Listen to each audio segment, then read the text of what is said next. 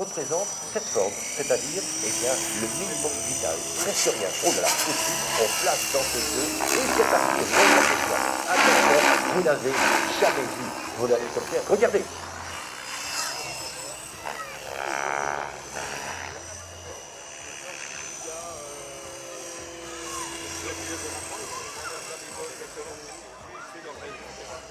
Et oui, pour paraphraser l'ami Eric, qui ce matin vous présentait Eric dans ce genre de jeu, littéralement, d'aucuns prétendront, oui, c'est pas très réaliste, un hélico, ça ne vole pas comme ça en grandeur, c'est vrai.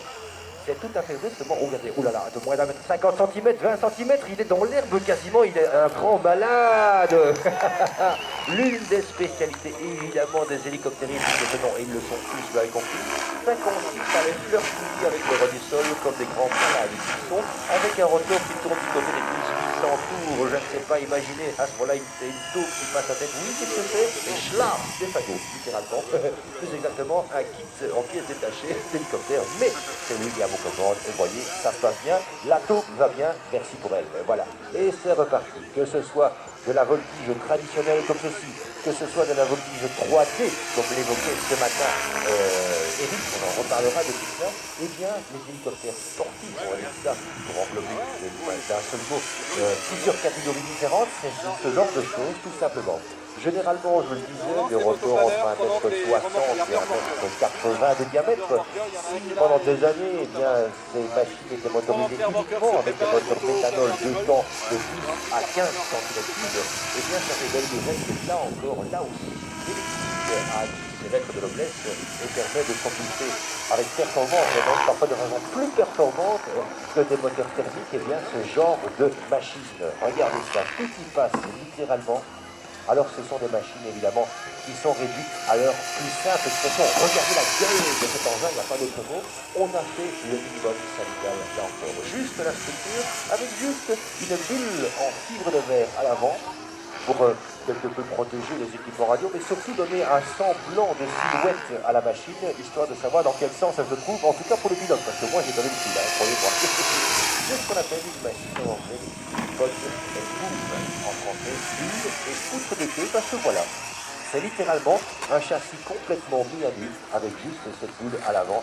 But du jeu, évidemment, bien sûr, d'abord un accès maximal et rapide à toute la mécanique, puisqu'un hélicoptère, à contrario d'un avion qui peut être construit tout en bois, eh bien c'est essentiellement de la mécanique, mais surtout, encore une fois, gagner de précieux grammes, parce que, voyez-vous, un aéronef qui soit à volure fixe ou volure tournante, son ennemi de toujours, c'est le poids. Alors à une certaine époque, ce genre de machine pesait du côté de 5 kg.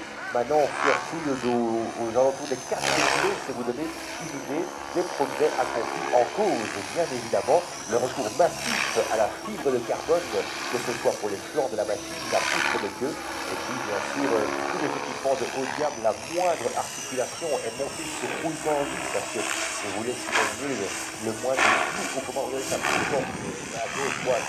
le moindre flou dans les commandes, l'hélicoptère avec le contrôle, en avant, en arrière, dans cette position, l'hélicoptère ne peut absolument parler, il s'appuie littéralement sur les retours de repère, sinon il n'y a pas de quoi le faire. Tenir en l'air, on est reparti en dos, oh là là. Le vol d'eau, c'était quelque chose qui, de nos jours, c'était une banalité, mais on sait bien que c'est simplement impossible. C'est une série de Belges qui au moins, dans les années 80, le premier bon, qui ont été les premiers des précurseurs à pouvoir modifier à la fois les machines et la programmation radio de façon à pouvoir assurer du vol d'eau. Ouf, dites donc, là on a quasiment vidé la cuillère pour venir le début. Et c'est William sur vos applaudissements, voilà, merci pour lui, merci à lui. Il va être remplacé dans la foulée par Jérémy.